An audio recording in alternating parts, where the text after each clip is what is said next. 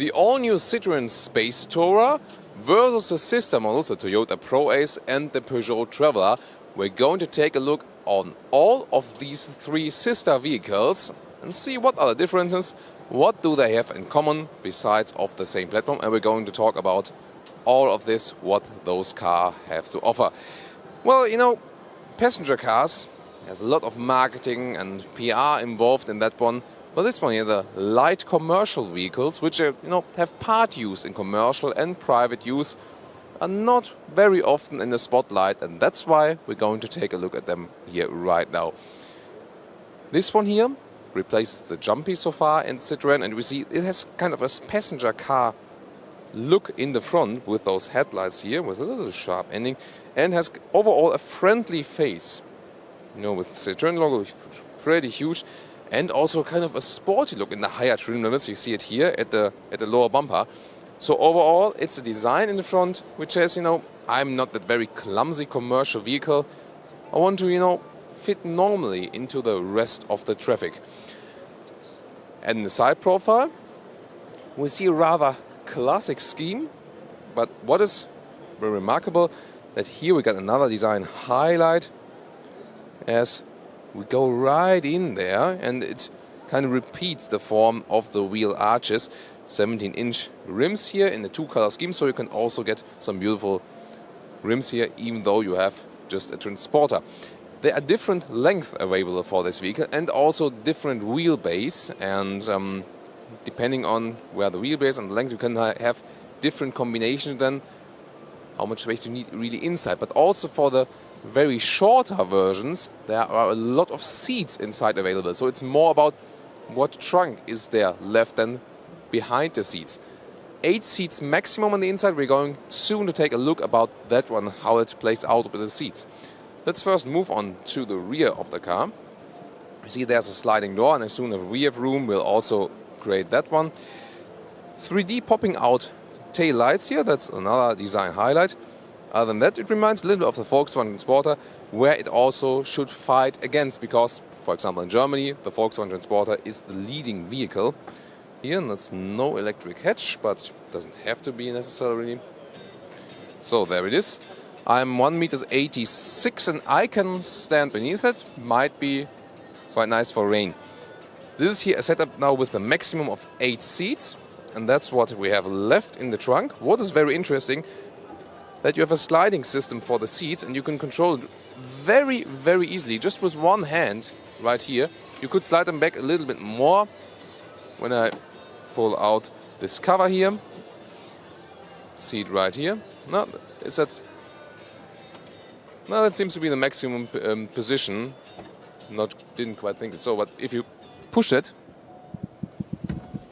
you can enlarge the trunk again. And so it's really flexible what you can do then with the car. And of course, if you maybe more think about transporting bicycles in there or surfboards, there are always people with surfboards in the marketing campaigns because they're so fancy. Of course, you can only, for example, decide then, to get a version where you have more trunk in the rear and don't have the last rear bench. However, I know one of our viewers likes to transport people, especially in the Normandy. So greetings to Trevor, who will requested this review. And, he probably needs the 8-seater setup that he can do his tours then in the Normandy. So let's see at the side here. Optional, you can also get a sliding door in an electric way. The standard version, of course, is just manual. Here it's the electric version. And that's also new available here with the car. Also the door handles make a quite solid impression. And that's it here from the interior. And you see we again got this sliding scheme. And so also these seats here, I can slide front and back. For example here, to have a better access then to the rear. Those ones are way in the front. I can push them back again. There you can see how much difference you can have then and have your individual setup. And of course you can also flip the seats like this. So if you want to have some longer things to load through. So there's really good flexibility ensured, definitely. And I'll try to sit down. Always a lot of workout then. The different seat services available. This is top version with genuine leather, but you don't have to go for it. You can just go with the entry versions. And you have an upright seating position on all of the seats. That's also special. And what is special is for this segment is that you get a panoramic roof and with a kind of cockpit style, because it's split in the middle part for the vents. And especially when you're here a rear passenger, you have a nice view outside, and that might increase the traveling value. Also, what I can flip out here, everything makes a quite solid impression. It's not, a very high-class worthy impression, but, according to the segment, it shouldn't be that totally premium, because then it would be also too expensive. It needs to be, rather down to earth and also fight the Volkswagen T6 in the price, of course. Well, the offering of space is really good we have here, and as I said, as you can pick different wheelbase and different length, you are really flexible with that one here. So, co-driver seat. There's also a seat heating available for the seats. We see it right here at the lower side. 3 levels of seat heating and also a massage function, but those massage functions are usually rather just very basic. I'll also test it here. You climb in it a little bit. Your feet are standing a little bit upright. And again, you got the upright seating position, which is good for long travel runs, of course. So, good overview to the front, and also the hood is very short. So you have to all sides, because of this square dimensions of the car, a very good overview. But there are also rear view cameras available then. And the thing is really that you got a lot of different options as you would just have in passenger cars. Also as for the assistance system, not really from the standard level, but you can go optionally then with the higher trim version. I would say we move on to the cockpit part, but one thing you can better see from here, one last thing is here, the gear shifting lever, automatic gear shifting lever. There's also a manual version available. This is quite funny here. You just turn it sidewards here in the middle. I just leave the stage that you can go in with the camera here again, here with the shifting lever here in the middle part. The very central part of the console. You just turn it to the right part and then you can shift gears. There will also be an all-wheel drive version available, by the way, for this car. It's not the real standard one, but when I think about, going off-road with bicycles, there you see another color, very interesting color, definitely. But that one here should probably more the standard color. Now to the driver's seat. And also the cockpit. I like the steering wheel, has a little bit of a flattened end. Definitely looks also, they've introduced some Citroen style here, definitely. And what I also like are those matte aluminum inlays, like here or also at the inside of the doors. It also gives you a good quality. And, when they have cooperated with Toyota, I think that is also an advantage, because Toyota is also famous for building high durability vehicles, and I think they might also profit from it. Oh, the seat massage function is active at the moment. Also not bad. But the question is, of course, will you go for the highest trim when buying such a vehicle, because you might want to stay lower in the price, and that is very important. But overall, a very comfortable seating position.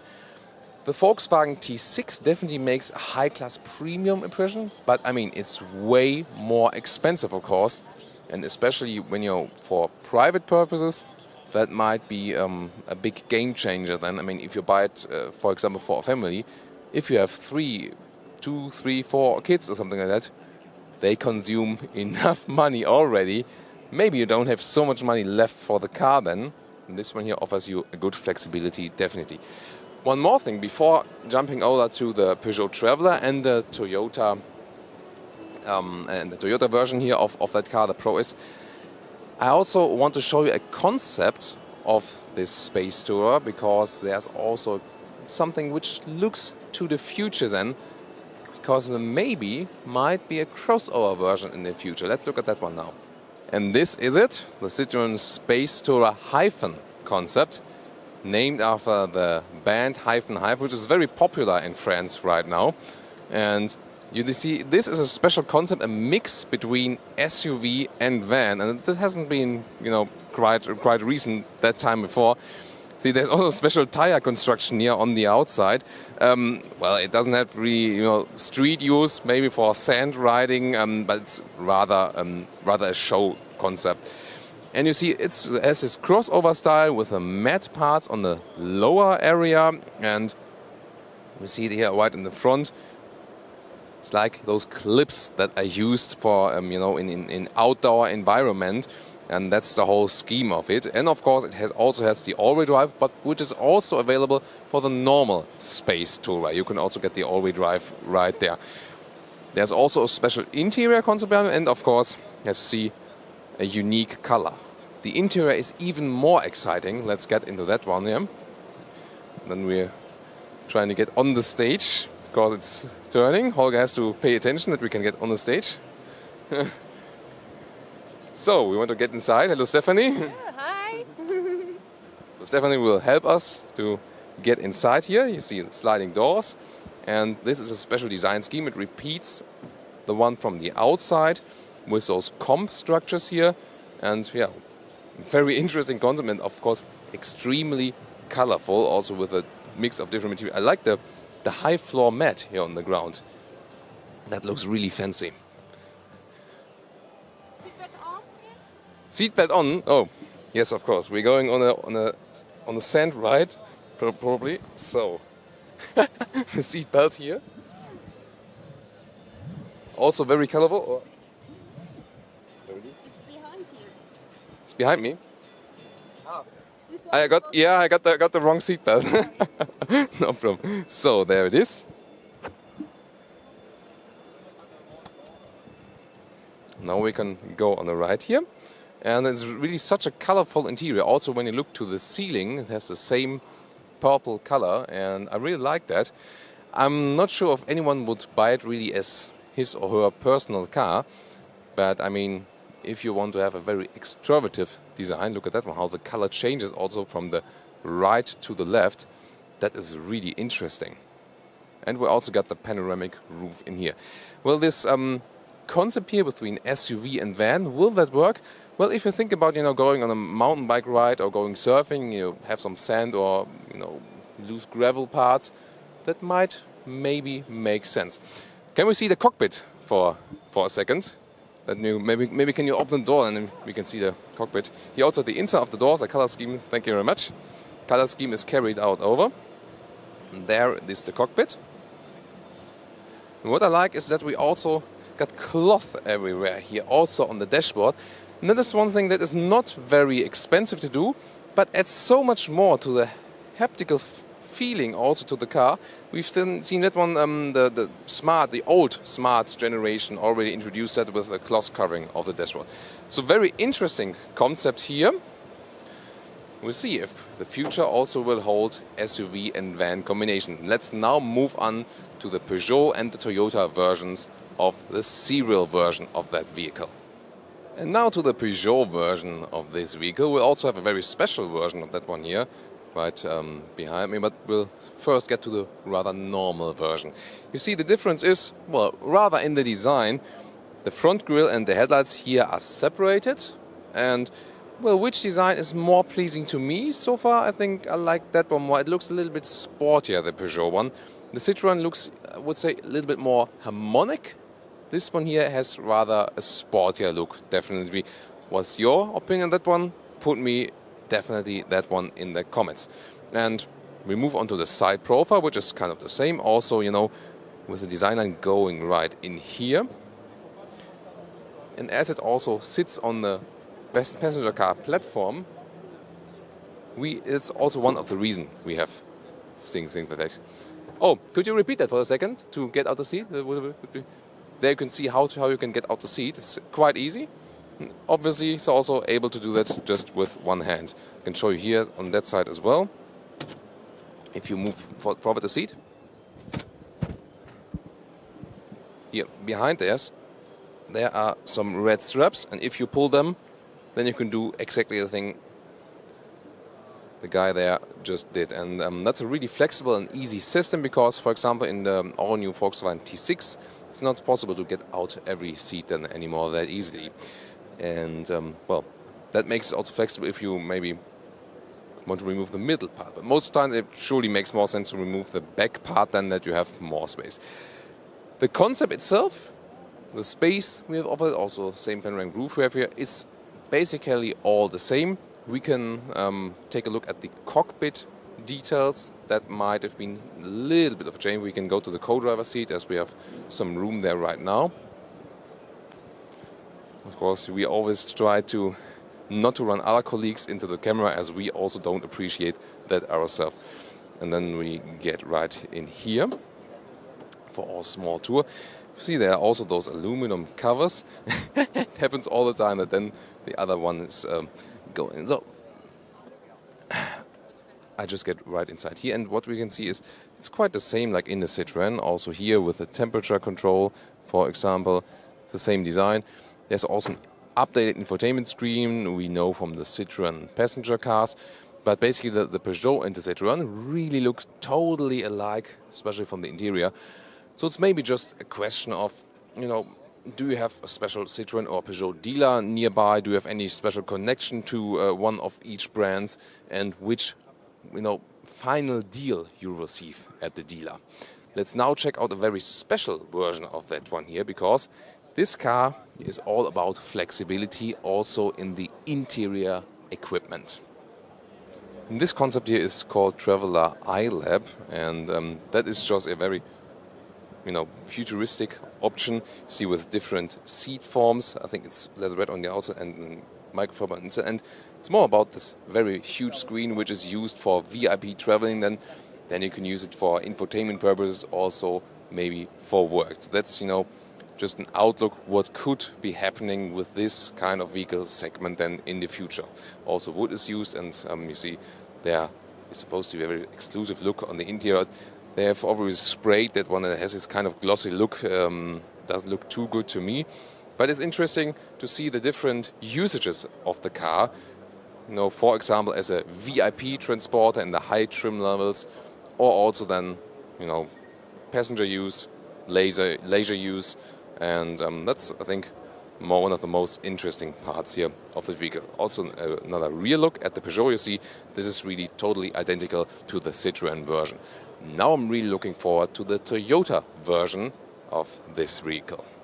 And finally now to the third sister or brother, however you want to call it, the Toyota Proace, or as they call it, Proace Verso.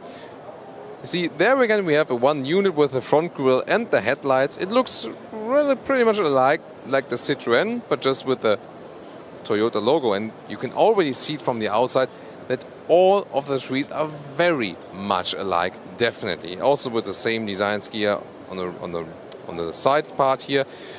And it's really remarkable how you can do this batch engineering nowadays. Here, for example, you can also see in setup where two seats are flipped up, and then you can see the bench here behind. But all of the, you know, flipping system or taking the seats out and in is all again the same, 2/3 1 split here. And of course you can get rid of the seats and again get different length of the car.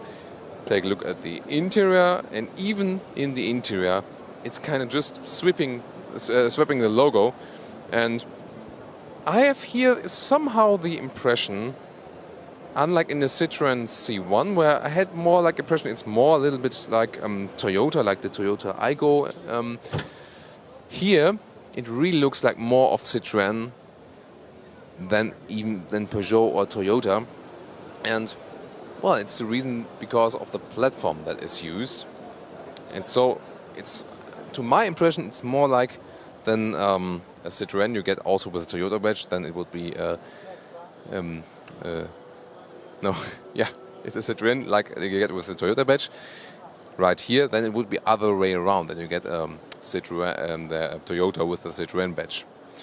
So again, the upright seating position here. Very nice view to the front. But again, I can't show you any difference. So our conclusion here is definitely those three cars, you just decide which you want to have on the exterior, and basically that's it.